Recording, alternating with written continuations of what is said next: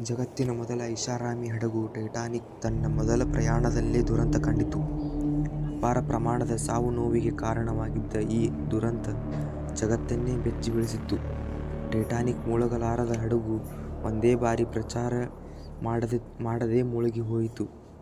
ಇಂಥ ದೊಡ್ಡ ಹಡಗು ನೀರಿನಲ್ಲಿ ಮುಳುಗುತ್ತದೆಯೇ ಇಲ್ಲ ಎನ್ನುವುದು ಭಾವನೆಯಾಗಿತ್ತು. ಆದರೂ ಟೈಟಾನಿಕ್ ಹಡಗಿನ ಸಂಬಂಧಪಟ್ಟ ಕೆಲವು ಸತ್ಯಗಳನ್ನು ಒಂದು ಮರೆಯಲಾಗದ ಸಾಧ್ಯವಿಲ್ಲ. ಕೆಲವರು ಟೈಟಾನಿಕ್ ಹಡಗಿನ ದುರಂತ ಹೆಡ್ಲೈಟ್ ಅಳವಡಿಕೆ ಮಾಡದೇ ಇರುವುದೇ ಕಾರಣ ಎನ್ನುತ್ತಾರೆ. ಟೈಟಾನಿಕ್ ಹಡಗಿಗೆ ಹೆಡ್ಲೈಟ್ ಯಾಕೆ ಅಳವಡಿಸಿಲ್ಲ? ಹಡಗುಗಳಿಗೆ ಹೆಡ್ಲೈಟ್ ಅಳವಡಿಸಿದರೆ ಆಗುವ ಪ್ರಮಾದವೇನು? ಎಂಬ ಇತ್ಯಾದಿ ವಿಚಾರಗಳ ಬಗ್ಗೆ ಇವತ್ತಿನ ಈ ವಿಡಿಯೋದಲ್ಲಿ ತಿಳಿಯೋಣ ಬನ್ನಿ ಸ್ನೇಹಿತರೆ. ಉತ್ತರ ಅಟ್ಲಾಂಟಿಕ್ ಮಹಾಸಮುದ್ರದಲ್ಲಿ ದಿನಾಂಕ 15 ಏಪ್ರಿಲ್ 1912ರಲ್ಲಿ ಟೈಟಾನಿಕ್ ಹಡಗು ಮುಳುಗಿ ಹೋದ ಘಟನೆ ನಡೆದಿತ್ತು. ತದನಂತರ 19ನೇ ದಿನಾಂಕದಂದು ಉನ್ನತ ಸಮಿತಿಯ ಸಭೆ ಮಾಡಿ ಈ ಪ್ರಮಾಣದಲ್ಲಿ ಬದುಕಿ ಉಳಿದವರನ್ನು ವಿಚಾರಿಸಿದಾಗ ಒಂದು ಆಸಕ್ತಿಕರವಾದ ವಿಷಯ ತಿಳಿದುಬರುತ್ತದೆ. ಅದೇನೆಂದರೆ, ಅವರಲ್ಲಿ ಕೆಲವರ ಪ್ರಕಾರ ಹಡಗಿನ ಮುಂಭಾಗ ಹೆಡ್ಲೈಟ್ ಇಲ್ಲವೇ ಅಥವಾ ದೊಡ್ಡದಾದ ಸ್ಪಾಟ್ಲೈಟ್ ಅಥವಾ ದಾರಿ ಸೂಚಿಸುವ ಸಾಧನವಿದ್ದಲ್ಲಿ ತಮ್ಮ ಹಡಗಿನ ಮುಂಭಾಗ ಇದ್ದ ದೊಡ್ಡ ಐಸ್ಬರ್ಗ್ ಅಥವಾ ಮಂಜಿನ ಬೆಟ್ಟವನ್ನು ಮೊದಲೇ ಗಮನಿಸಿ ಹಡಗನ್ನು ಪಕ್ಕಕ್ಕೆ ಸರಿಸಬಹುದಿತ್ತು. ಅಂಥ ಬದುಕುಳಿದವರಲ್ಲಿ ಕೆಲವರು ತಮ್ಮ ಅಭಿಪ್ರಾಯ ವ್ಯಕ್ತಪಡಿಸಿದ್ದಾರೆ. ಆ ಕಡುಗತ್ತಲ ರಾತ್ರಿಯಲ್ಲಿ ಆ ಮಂಜಿನ ಬೆಟ್ಟವನ್ನು ಹಡಗಿನ ಸಿಬ್ಬಂದಿ ಗುರುತಿಸಬಹುದಿತ್ತು ಎಂಬ ಅಭಿಪ್ರಾಯಕ್ಕೆ ಬರುತ್ತಾರೆ. ರಾತ್ರಿಯ ಸಮಯದಲ್ಲಿ ಹಡಗುಗಳು ತಮ್ಮ ಸಮೀಪ ಇರುವ ಯಾವುದೇ ವಸ್ತುವಿಗೆ ಡಿಕ್ಕಿ ಹೊಡೆದು ಪ್ರಮಾದಕ್ಕೆ ಈಡಾಗಿರುವ ಘಟನೆಗಳು ತುಂಬಾನೇ ಇವೆ.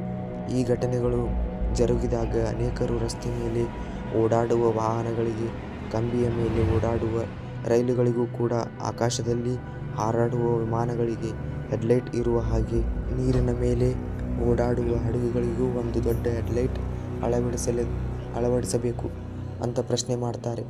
ಹೆಡ್ಲೈಟ್ ಇಲ್ಲದೆ ವಾಹನಗಳನ್ನು ಚಲಾಯಿಸುವುದು ಒಳ್ಳೆಯದಲ್ಲ. ಹಾಗೆಯೇ ಹೆಡ್ಲೈಟ್ ಇಲ್ಲದೆ ರಾತ್ರಿ ವೇಳೆ ಹಡಗನ್ನು ನಡೆಸುವುದು ಹೇಗೆ ಸಾಧ್ಯ ಅನ್ನೋದು ದೊಡ್ಡ ಸಂದೇಹವಾಗುತ್ತದೆ. ಟೈಟಾನಿಕ್ ಹಡಗು ನ್ಯೂಯಾರ್ಕ್ನಿಂದ ಸುಮಾರು 745 ಕಿಲೋಮೀಟರ್ ದೂರದಲ್ಲಿದೆ. ಕಡುಗತ್ತಲ ರಾತ್ರಿ ಅಟ್ಲಾಂಟಿಕ್ ಮಹಾಸಾಗರದಲ್ಲಿ ಅತಿಯಾದ ಚಳಿ ವಾತಾವರಣ ಹಡಗಿನ ಮುಂದೆ ಇರೋದು ಏನು ಎಂಬುದು ಸರಿಯಾಗಿ ಕಾಣಲು ಕೂಡ ಸಾಧ್ಯವಾಗುತ್ತಿರಲಿಲ್ಲ. ಆದರೂ ಸಿಬ್ಬಂದಿ ಸುಮಾರು 500 ಮೀಟರ್ ದೂರದಲ್ಲಿರುವಾಗಲೇ ಮಂಜಿನ ಬೆಟ್ಟವನ್ನು ಗಮನಿಸಿದ್ದರು. ಆದರೆ ಅಷ್ಟು ಕಡಿಮೆ ಸಮಯದಲ್ಲಿ ಭಾರೀ ಗಾತ್ರದ ಹಡಗಿನ ವೇಗವನ್ನು ನಿಯಂತ್ರಿಸಲು ಸಾಧ್ಯವಿಲ್ಲ.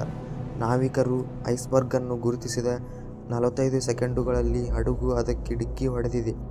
ಅದಾದ ನಂತರ ನಡೆದ ದುರ್ಘಟನೆ ನಿಮಗೆಲ್ಲರಿಗೂ ಕೂಡ ಗೊತ್ತೇ ಇದೆ. ವಿಚಾರಣಾ ಸಮಿತಿಗೆ ಸಿಬ್ಬಂದಿ ಹೇಳಿದ ವಿಷಯವನ್ನೇ ನಾವು ಕೂಡ ಹೇಳೋಣ. ಒಂದು ವೇಳೆ ಹಡಗಿನ ಮುಂಭಾಗದಲ್ಲಿ ದೊಡ್ಡ ಸ್ಪಾಟ್ಲೈಟ್ ಅಳವಡಿಸಿದ್ದರೆ ಒಳ್ಳೆಯದಿತ್ತು. ಅದರ ಸಲಹೆಯನ್ನು ಐಸ್ಬರ್ಗ್ ಎಕ್ಸ್ಪರ್ಟ್ಗಳು ತಿರಸ್ಕರಿಸುತ್ತಾರೆ. ಹೆಡ್ಲೈಟ್ ಅಳವಡಿಸಿದರೆ ಅದು ಹಡಗಿನ ಪ್ರಮಾಣ ಅಂತ ಅಭಿಪ್ರಾಯಪಡಿಸುತ್ತಾರೆ. ಈ ವಿಷಯವು ನಮ್ಮಂಥ ಸಾಮಾನ್ಯ ಜನರಿಗೆ ವಿಚಿತ್ರವಾಗಿ ಕಾಣುತ್ತದೆ. 2ನೇ ಶತಮಾನದಲ್ಲಿ ಮಹಾಯುದ್ಧದ ಸಮಯದಲ್ಲಿ ಜಪಾನ್ ದೇಶವು ತಮ್ಮ ಪ್ರಮಾದಕಾರಿ ಯುದ್ಧದ ನೌಕೆ ಅಕಾಸುಕಿ ಹಡಗಿನ ಮೇಲೆ 2 ದೊಡ್ಡ ಕರ್ನಾಕ್ ಹೆಡ್ಲೈಟ್ ಅಳವಡಿಸಿದ್ದರು. ಅದರ ಬೆಳಕಿನಿಂದ ಶತ್ರುಗಳ ಹಡಗುಗಳನ್ನು ದೂರದಿಂದಲೇ ಸರಿಯಾಗಿ ನಿರ್ಣಯ ತೆಗೆದುಕೊಳ್ಳಬಹುದು ಎಂದು ಜಪಾನ್ ಭಾವಿಸಿತ್ತು. ಆದರೆ 1942ರಲ್ಲಿ ನವೆಂಬರ್ 12 ರಾತ್ರಿ ಅಕಟ್ಸುಕಿ ಮೇಲಿರುವ ಲೈಟ್ಗಳನ್ನು ಬೆಳಗಿಸಿದಾಗ ಅದರ ಬೆಳಕಿಗೆ ಹಡಗಿನಿಂದ ದೂರದಲ್ಲಿರುವ ಶತ್ರುಗಳ ಹಡಗುಗಳನ್ನು ಕಾಣಿಸಲ್ಲ. ಬದಲಿಗೆ ಅದರ ಬೆಳಕಿನಿಂದಾಗಿ ತುಂಬಾನೇ ದೂರದಲ್ಲಿ ಇದ್ದ ತನ್ನ ಶತ್ರುವಾದ ಅಮೆರಿಕ ಹಡಗುಗಳಿಗೆ ಅಕಸುಕಿ ಹಡಗು ತುಂಬಾ ಸ್ಪಷ್ಟವಾಗಿ ಕಾಣುತ್ತದೆ. ತಕ್ಷಣ ಅಮೆರಿಕದ ಯುದ್ಧ ನೌಕೆಯು ಅಕಸುಕಿಯ ಮೇಲೆ ಗುರಿಯಿಟ್ಟು ಹೊಡೆದು ಸ್ಫೋಟಿಸಿ ಬರುತ್ತದೆ. ಸರಿ, ಈ ಘಟನೆ ಅರ್ಥವಾಯಿತು. ಆದರೆ ಈಗ ಪ್ರಯಾಣಿಸುವವರ ಹಡಗು ಹಾಗೂ ಸರಕು ಮತ್ತು ಸಾಮಗ್ರಿ ಹಡಗುಗಳಲ್ಲಿ ಯಾಕೆ ಹೆಡ್ಲೈಟ್ ಅವಶ್ಯಕತೆ ಇರೋದಿಲ್ಲ?